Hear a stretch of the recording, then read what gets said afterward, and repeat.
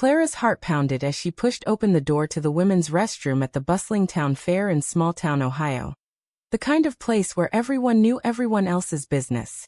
She had just shared a stolen kiss with Francesca behind the Ferris wheel, her pulse still racing from the thrill, when the door swung back and her grandmother, Evelyn, stood there with wide eyes and a face twisted in horror. "What in God's name are you doing in here, boy? This is the ladies' room." Evelyn's voice echoed off the tiled walls, drawing stares from the women inside, and Clara froze, realizing in that gut-wrenching moment that her short hair and baggy clothes had once again betrayed her identity in the eyes of the one person whose approval she craved most. The humiliation burned through Clara like wildfire. She had always been the tomboy of the family, the one who preferred jeans and sneakers over dresses, but this was a public shaming that cut deeper than any childhood scolding. Evelyn grabbed her arm, yanking her out into the crowded hallway where fairgoers paused their conversations to gawk. "You're embarrassing us all. Acting like some confused freak," Evelyn hissed, her voice laced with the kind of righteous indignation that came from decades of rigid beliefs.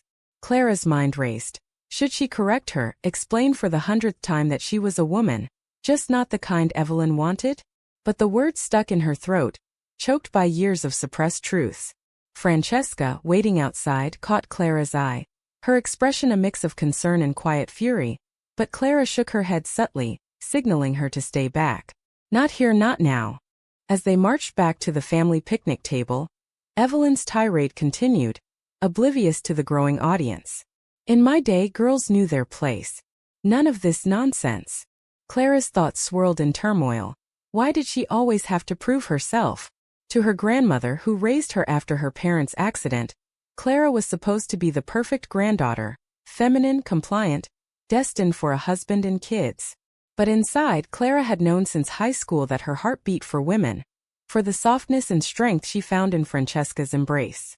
The secret had been her armor, but now it felt like a cage. She sat down at the table, her cousins whispering, her aunt avoiding eye contact. "I'm sorry, Grandma," Clara muttered, but the apology tasted like ash. Was this the price of hiding? The fair's cheerful music mocked her inner storm, and she wondered if she could keep swallowing her pride forever. That night, back in their shared apartment on the outskirts of town, Clara paced the living room while Francesca brewed tea, her movements deliberate to mask her own anger. "She called you a boy, Clara, in front of everyone. How are you not exploding?" Francesca's voice was soft but edged with steel, her Italian heritage showing in the passionate fire of her eyes. They had met 2 years ago at the local community college, bonding over literature classes where Francesca's poetic soul drew Clara in like a moth to flame. But their relationship was a hidden gem, buried under layers of fear of judgment, of losing family, of the town's conservative grip. Clara stopped pacing, sinking into the couch. "Because exploding means admitting everything. And what if she disowns me? She's all I have left." Her mind replayed the scene. The stares, the whispers. It wasn't just about the bathroom. It was about who she was, fundamentally at odds with Evelyn's world. Francesca sat beside her, taking her hand. "But you're not alone. We have each other." The touch grounded Clara, a reminder of the love that made the secrecy bearable. Yet doubt gnawed at her. Was love enough when society demanded conformity? In this town where church bells rang every Sunday and rainbow flags were nowhere to be seen, their relationship was a rebellion. Clara's internal conflict raged. Loyalty to family versus authenticity. She had seen friends ostracized, jobs lost over less. "I need time," she whispered, but even as she said it, she knew time was a luxury slipping away. The next day at work, as a barista in the local coffee shop, whispers followed her. "Heard about Clara at the fair?" Her grandma flipped out. The gossip mill churned, amplifying her shame. Clara forced smiles, but inside resentment built toward Evelyn's outdated views. How could love be wrong just because it didn't fit the mold? By evening, Clara's resolve cracked. She drove to Evelyn's house, the old Victorian where she grew up, her heart a drumbeat of anxiety. Knocking on the door, she steeled herself. Evelyn answered, her face stern. "What do you want?" "Come to apologize properly." Clara swallowed hard. "No, Grandma. We need to talk." As they sat in the living room surrounded by family photos, none showing Clara's true self, Clara's mind raced with what-ifs.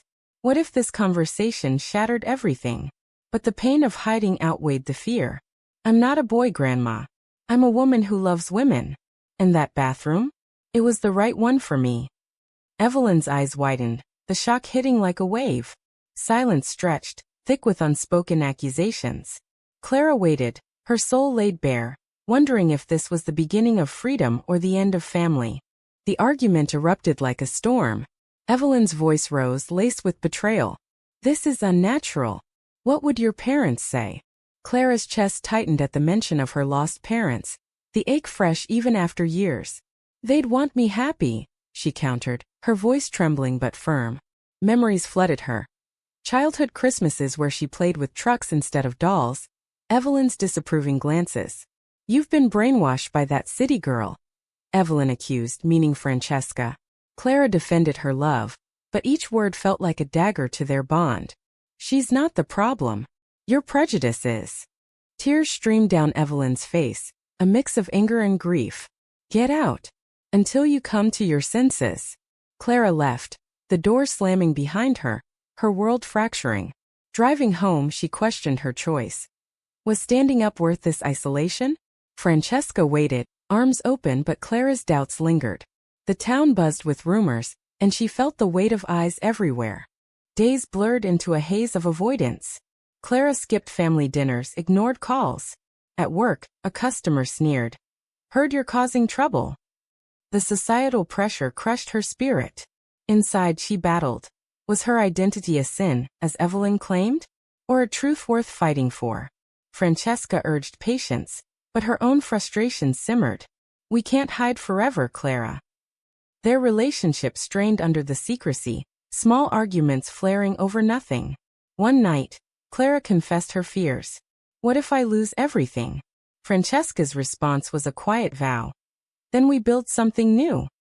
But Clara wondered if love could survive the fallout. The internal war raged, each decision a potential betrayal, of self or family. The fallout spread like ripples in a pond, touching every corner of Clara's life. At the coffee shop, her boss pulled her aside, his face etched with discomfort. Customers are complaining. Saying you're distracting. Clara's stomach dropped. Distracting?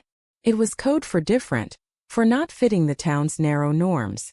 She nodded numbly, clocking out early, her mind a whirlwind of injustice. Why should her personal life cost her job? Back home, Francesca paced, her worry turning to action. We need to fight this, not hide. But Clara hesitated, torn between confrontation and retreat. Her grandmother's words echoed.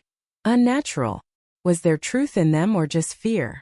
That evening, a knock at the door revealed Clara's cousin, Mia, eyes darting nervously. Grandma's telling everyone you're confused, influenced by bad company. Mia glanced at Francesca, implication clear. Clara's anger flared. Bad company? She's the love of my life. Mia shifted uncomfortably. Just be careful. The church group's talking boycott. As Mia left, Clara slumped against the wall, questioning her path. Had her response at the fair been too bold? The amazement the town felt wasn't admiration. It was scandal. Inside, guilt gnawed. Maybe if she conformed, peace would return. But Francesca's gentle touch reminded her of the joy in authenticity. The next day, Clara faced Evelyn at the family grocery store. A chance encounter that ignited fresh conflict. Evelyn's cart blocked the aisle, her gaze cold. Still playing pretend?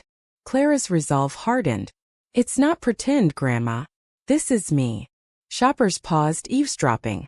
Evelyn's voice rose. You're tearing this family apart. Clara countered. No, your refusal to accept me is.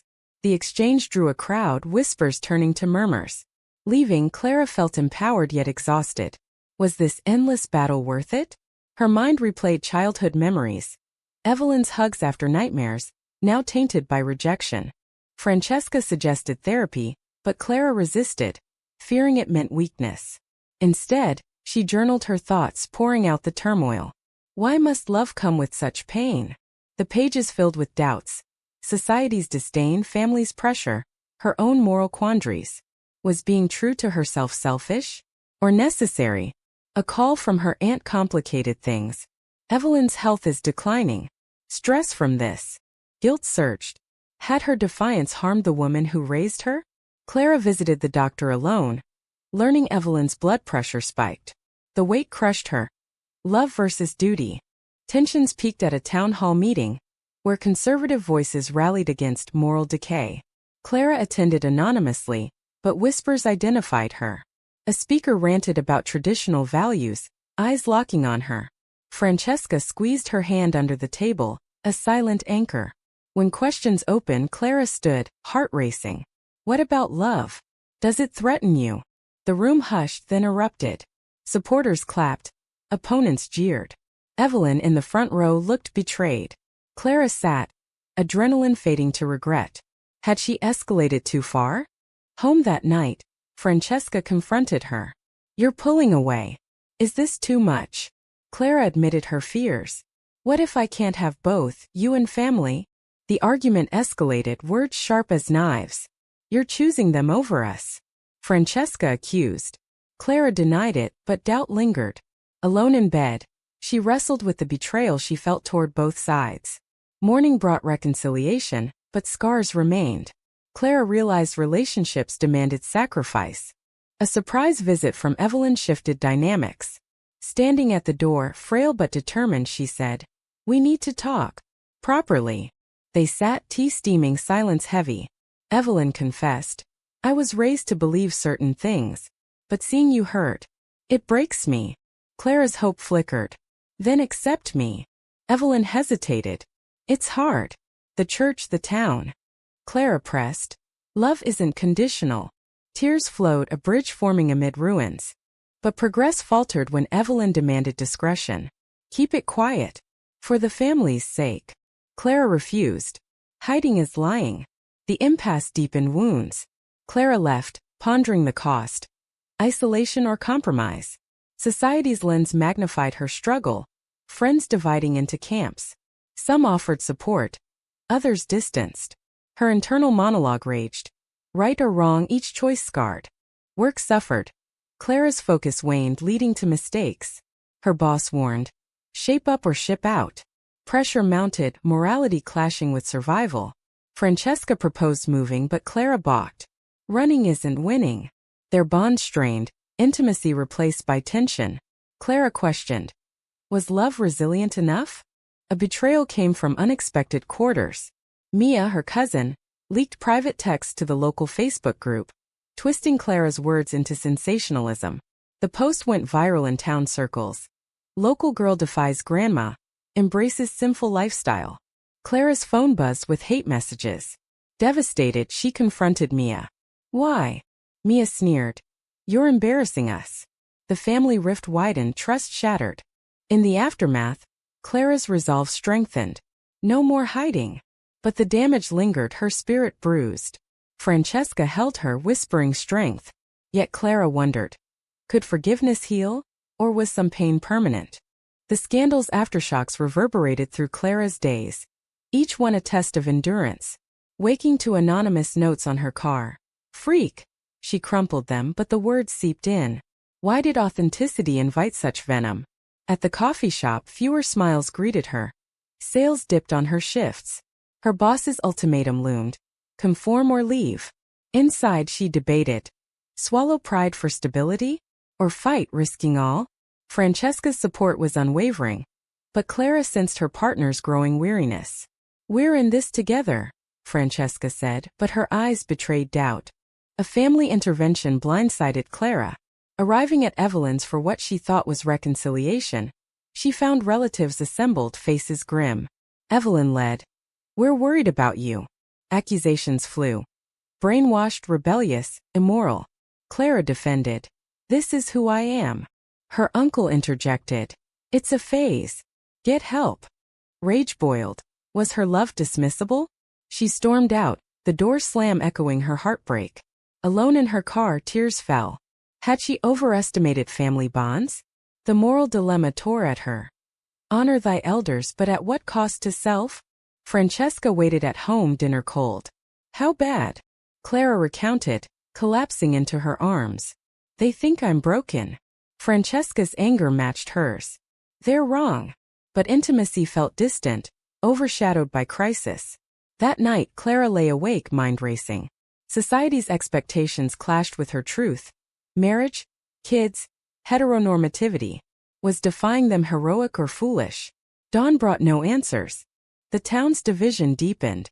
A supportive petition circulated online, praising Clara's courage, standing against bigotry. Signatures grew, surprising her. But counter-protests formed, led by church members. Pickets outside the coffee shop. Protect our values. Clara watched from inside, heart sinking. Her response at the fair had sparked a firestorm. Amazement turned to polarization. Inside, she questioned her impulsiveness. Had one moment upended everything? Confronting Evelyn privately, Clara sought understanding. Why can't you see my happiness? Evelyn sighed. I fear for your soul. The generational gap yawned wide. Clara shared stories of their love. Quiet evenings, shared dreams. Evelyn listened, softening slightly. I don't understand, but I love you. Hope sparked, but Evelyn added, just don't flaunt it. Clara's disappointment cut deep. Conditional acceptance felt like betrayal. Work reached a breaking point. A customer refused service from that one, pointing at Clara. Her boss intervened but later said, I can't afford this drama. Fired on the spot, Clara left numb. Unemployment loomed, bills piling. What now? She thought, panic rising. Francesca suggested freelancing, but Clara's confidence waned. Was this the price of visibility? Friends rallied. A lesbian couple from nearby offered job leads. You're not alone. Gratitude mixed with envy. Their openness seemed effortless. Clara reflected. Why her path so thorny? Moral quandaries surfaced. Sacrifice career for identity? Or hide for security? A heated debate at a community forum thrust Clara into the spotlight. Invited to speak, she hesitated but accepted. On stage, voice shaking. My love isn't a threat. It's human. Applause and boos mingled. Evelyn attended, slipping in back. Their eyes met, a silent plea. Post-event, Evelyn approached. You were brave. Clara's heart swelled. Does that mean? Evelyn nodded faintly. I'm trying. But progress was fragile. Mia's apology came half-hearted. I didn't mean for it to blow up. Clara forgave warily, trust fractured. Family dinners resumed awkwardly, topics skirted. Inside, Clara battled resentment. Why must she earn acceptance others take for granted? Francesca's patience frayed. I'm tired of being the secret. An ultimatum loomed unspoken. Clara promised change, but fear paralyzed. One evening they argued fiercely. Choose, us or them. Francesca cried. Clara's response. I need both. Hurt flashed in Francesca's eyes. Alone, Clara pondered. Was love selfish if it demanded all?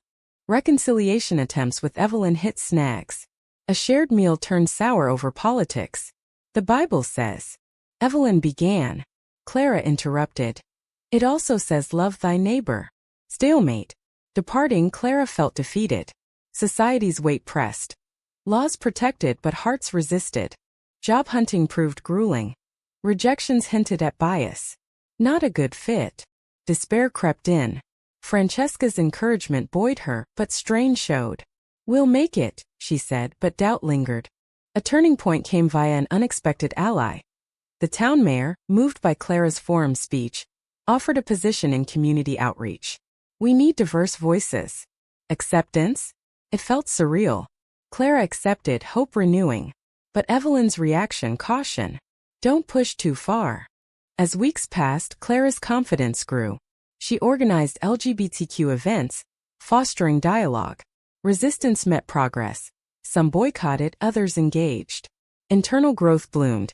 Embracing self without apology. Yet shadows remained. Francesca's restlessness peaked. I want a future out in the open. Clara realized delay risked loss. A decision loomed, heavy with consequence. Clara's new role brought purpose but amplified conflicts. Coordinating a pride workshop, she faced backlash. Emails decrying agenda pushing. Why did inclusion threaten? At home, Francesca beamed pride but tension simmered. This is you shining. Clara nodded, masking fears. Success felt double-edged. Visibility invited attacks. Inside she weighed. Advance change or retreat for peace? Evelyn's tentative support wavered. Attending a family barbecue, she cornered Clara. Heard about your events. Embarrassing. Clara's patience snapped. Embarrassing? Or challenging your views? Hurt flashed, but Evelyn retorted. Think of the grandkids. Clara had none, but the implication stung. Her life deemed lesser. Driving home she fumed. Moral superiority cloaked bigotry. Francesca suggested couples counseling. To navigate this, Clara agreed reluctantly, sessions unveiling layers. I fear abandonment, she admitted. The therapist probed. Family or partner? Clara's answer evolved. Both, but self first. Insights dawned. Hiding betrayed all. A betrayal struck deep. Her uncle, business owner, pulled ads from the community center over her involvement. Can't associate. Clara confronted him. Family first, huh? He shrugged. Business is business. The hypocrisy burned. Society's facade crumbled. Kin prioritized image over blood. Town sentiment shifted gradually. A local paper profiled Clara. From shame to advocate. Praise poured in, but hate mail countered. One letter echoed Evelyn's fears. Repent. Clara trashed it, but seeds of doubt sprouted. Was change possible or futile? Evelyn's health scare. A minor stroke forces reunion. At the hospital, Clara held her hand. I love you, Grandma. Evelyn whispered. Me too. But change is hard. Vulnerability bridged gaps. Post-discharge, conversations deepened. Evelyn shared her youth. Strict upbringing suppressed dreams. I wanted art school, but duty called. Parallels emerged. Both caged by expectations. Inspired, Clara pushed boundaries. At a town council meeting, she advocated for inclusive policies. Opposition arose, but allies voiced support. Evelyn watched from home via stream, conflicted. Later she called. You spoke well. Progress. Francesca's ultimatum arrived. I can't live half-hidden anymore. Clara's heart broke. Give me time. But time expired. Francesca packed a bag. Call when you're ready. The door closed, echoing finality. Alone, Clara shattered. Had she sacrificed love for family? The irony stung. Days of isolation followed. Work distracted but grief consumed. Friends consoled. She'll return. But doubt prevailed. Internal torment peaked. Right choices felt wrong. Reaching out to Evelyn, Clara confessed. I lost her. Evelyn's response surprised. Then fight for her. Love matters. Hypocritical? Or growth? Clara pondered. Even adversaries evolve. Gathering courage, Clara organized a public apology event.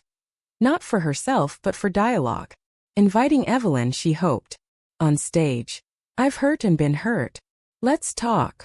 Evelyn attended, speaking haltingly. I was wrong to shame you. Gasps rippled, the town amazed anew.